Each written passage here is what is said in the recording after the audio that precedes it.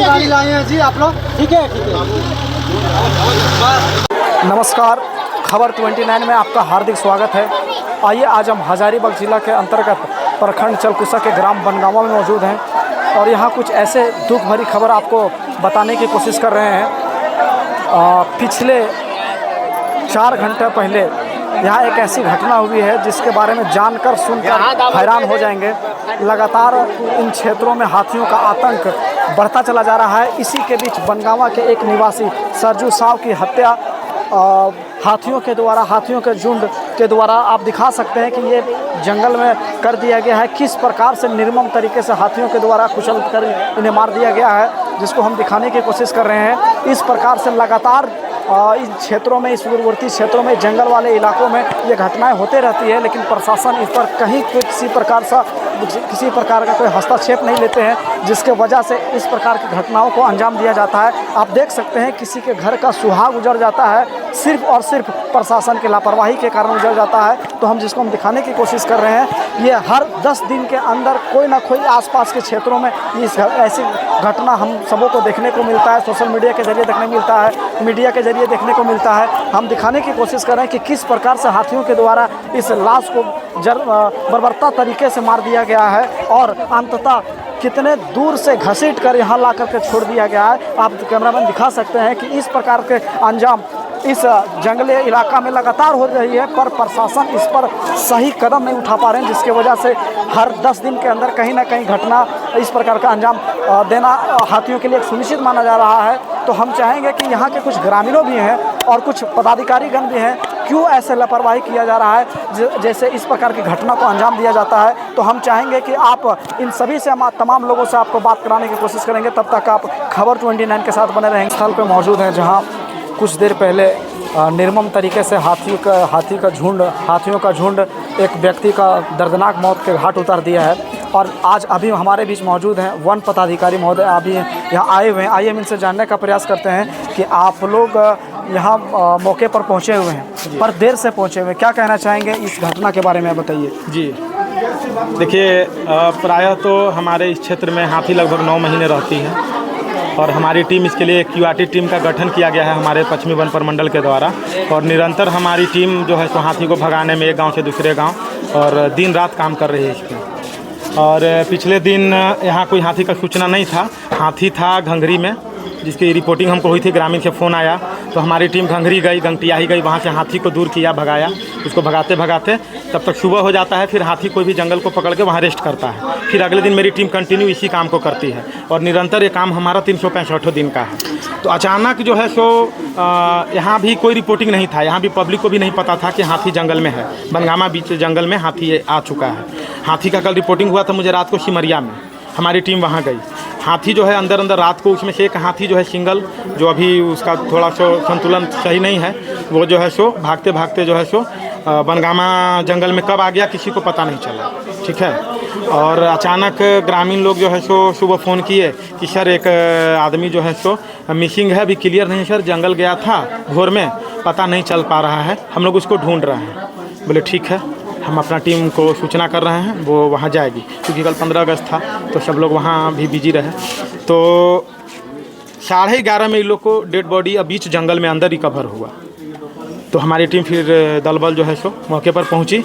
फिर बार 2-3 जत्था में हमारी टीम आई, थाना को भी हम सूचना किए, थाना प्रभारी भी आए, BDO मैडम को सूचना किए, सब लोग अपना अपना जिनका जो दायित्व था। आप वन विभाग के अंतर्गत काम करते हैं और वन विभाग की टीम, अगर हाथियों का एक झुंड रहता है उसमें से रेगुलर आप लोग को पता होता है कि हाथियों का आप लोग के द्वारा ही सूचना दिया जाता है, कितना हाथी इस एरिया में है, ये आप लोग को सूचित होता है। GPS के द्वारा आप लोग मैपिंग भी करते हैं कि हाथी का इस क्षेत्र में दौरा है, और या तो लोकेट होने के बाद। ठीक है। तो आप निजी जो जंगल में रहते हैं, निजी गांव को आप सूचित क्यों नहीं करते, वन विभाग की टीम क्यों नहीं करती? नहीं करते हैं। किस प्रकार से किए हुए हैं? ये हम लोग जो है सो अनाउंसमेंट, जैसे आज मान लीजिए यहाँ हो गई, अभी पता चला कि हाथी बनगामा जंगल में है, तो आज रात भर हमारी टीम जो है सो पब्लिक को पहले तो अनाउंसमेंट करके इनको सेफ करेगी, सतर्क करेगी, और एक टीम हमारी हाथी के पीछे मशाल लेके, आज के जलता हुआ मशाल लेके जलता हुआ रात मशाल में को लेके जो सूचना है- मिली थी क्या नहीं, बनगामा को? नहीं, नहीं मिल पाई कहीं थी। से नहीं। ये घटना सुबह की है सुबह सर। हो गई। क्या इस पर कहना चाहेंगे आप? इस पर तो कोई ये कुछ लापरवाही प्रशासन की है या नहीं? नहीं, देखिए जब तक सूचना नहीं मिलेगी इसको लापरवाही नहीं कहेंगे। सूचना जब तक मिलेगी नहीं, ठीक है। एक भी व्यक्ति अगर दावा करता है, एक व्यक्ति भी अगर दावा करता है कि वन परिसर पदाधिकारी या रेंज अफसर या किसी को भी अपने क्षेत्र के सिपाही को अगर कॉल किए हैं वो नहीं आया है, अच्छा, तो ये फिर आप जो मुझे कहिएगा ये जानकारी तब हम दीजिए। लापरवाही मानेंगे। एक भी कॉल नहीं आया, मुझे ये जानकारी कोई भी व्यक्ति दावा नहीं करता। मुझे ये जानकारी दीजिए कि लगातार क्षेत्रों में हो रही घटना के बारे में हर 1-2 दिन 3 दिन के बाद एक नई हमारे खबर क्षेत्र मिलता में है। सबसे कम घटना है। हमारे हजारीबाग पश्चिमी वन प्रमंडल में, हमारे हजारीबाग पश्चिमी वन प्रमंडल में सबसे कम घटना है। ये दूसरी मौत है पिछले 1 साल 1.5 साल में। नहीं तो आप मौत का इंतजार ना करें, मौत क्या हो। देखिए, हम किसी चीज को गारंटी नहीं दे सकते हैं, किसी चीज को रोक नहीं सकते हैं। मौत एक आकस्मिक परिणाम का है, निगरानी तो किसी कर के सकते साथ हैं ना हो सर सकता है, लेकिन हम उसको कम कर सकते हैं। और कम करने का मेरा रिजल्ट बताता है कि मेरे क्षेत्र में इतना बड़ा क्षेत्र है, मेरा सबसे बड़ा प्रमंडल है हजारीबाग पश्चिमी वन प्रमंडल, और मात्र 1 साल में अगर हमारे इस क्षेत्र में बरकट्ठा क्षेत्र में मात्र 2 कैजुअल्टी हुई है, तो यही बताता है कि हम लोग तत्पर हैं कि नहीं। यही हमारा बगल में पड़ोसी जो जिला है कोडरमा, वहाँ पे 5 कैजुअल्टी हुई है पिछले 4 महीना में। आप अभी तो इस आप बता सकते हैं, सोच सकते हैं कि हम लोग काम परिवार को क्या मुआवजा के रूप में आप देना चाहते हैं? देखिए, जो सरकार के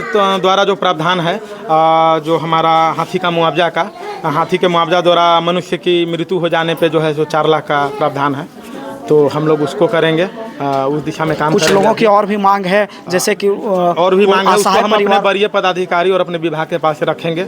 उनकी जो मांग है और जो जायज़ मांग है उनको पूर्ति होगी बहुत जल्द, क्योंकि हम अपने वरीय पदाधिकारी से बात की, उन्होंने कहा कि जो भी उनकी जायज़ मांग है उनको तुरंत निपटारा किया जाएगा और इस पर काम किया जाएगा। ये वन अधिकारी हैं, मौके पर पहुंचे हुए हैं, लेकिन हमारे चैनल के माध्यम से बताने की कोशिश तो कर रहे हैं कि हमने सूचना दिए हुए है, पर ऐसी कोई बात नहीं है। सूचना बिफोर 1 दिन पहले तो मिली नहीं थी, जिसका परिणाम है कि आज घटना मौत के रूप में हुई है। और लगातार इस प्रकार से घटनाओं का अंजाम हाथियों के द्वारा दिया जा रहा है पूरे क्षेत्र में। हर 1-2 दिन में एक नया घटना होता है। तो हम चाहेंगे जनप्रतिनिधियों से भी हम ये कहना चाहेंगे कि आप इस पर कड़ा स्टेप लेते हुए क्यों ना व्यवस्था को बेहतर करने में लगे रहते हैं, ना कि अपना एक जीवन, निजी जीवन होता है उसमें आप व्यवस्थित रहते हैं। कहीं ना कहीं परेशान होकर पब्लिक आज उदाहरण है कि आज मौत के घाट उतरा हुआ है। तो हम चाहेंगे कि हमारे चैनल के माध्यम से और पूरे आवाज़ और पूरे गरीबों का और पूरे जनता का यही कहना है कि हाथियों से बचाने का एक रास्ता जो है वो आप सरकार और पदाधिकारी ये सारे मिलकर एक साथ अपना तय करें और हम सबों को इसमें राहत दिलाने का काम करें। तो हम चाहेंगे कि इसी प्रकार से और भी कुछ लोग यहाँ मौजूद हैं, हम जिनसे बात कराने की कोशिश करते हैं। कुछ चश्मदीद भी हैं, आइए हम उनसे भी बात कराने की कोशिश करते हैं कि क्या कुछ यहाँ की घटना हुआ। यहाँ के स्थानीय लोग भी यहाँ मौजूद हैं। क्या नाम हुआ आपका? सबसे पहले आपका चैनल को धन्यवाद देता हूं। जो आप नाम क्या हुआ सर? मेरा आज नाम की जागेश्वर साहू हुआ। जागेश्वर साहू हुआ। हम लोग इस सुदूर उड़ती क्षेत्र में रहते हैं और हाथियों से बहुत परेशानी होती है। हम लोग रिपोर्ट करते हैं, उसके बाद भी प्रशासन यहाँ नहीं आती है। आज 3 महीना से हम लोग धान रोपने के क्रम में भी रिपोर्ट किया गया। एक रामचंद्र साहब को दौड़ा के मारने का भी प्रयास किया गया हाथियों द्वारा, उसमें भी रिपोर्टिंग किया गया, लेकिन कोई प्रशासन यहाँ नहीं पहुँचे। आज वही परिणाम निकला जो इतना बड़ा घटना का अंजाम दिया। अभी तो साहब बोल रहे हैं कि यहाँ तो हमें कोई सूचना ही नहीं मिल पाया है। नहीं, अभी इनके जो छोटा बनरक्षी हैं इज्जत घगरा के, उनसे अभी यहीं कहला देंगे कि हम रिपोर्टिंग किए हैं। अभी वहाँ बोले हैं कि हम रिपोर्टिंग किए हैं। जब रामचंद्र साहब, अभी बुला देते हैं रामचंद्र साहब को, रामचंद्र साहब सब जगह फ़ोन किए हैं।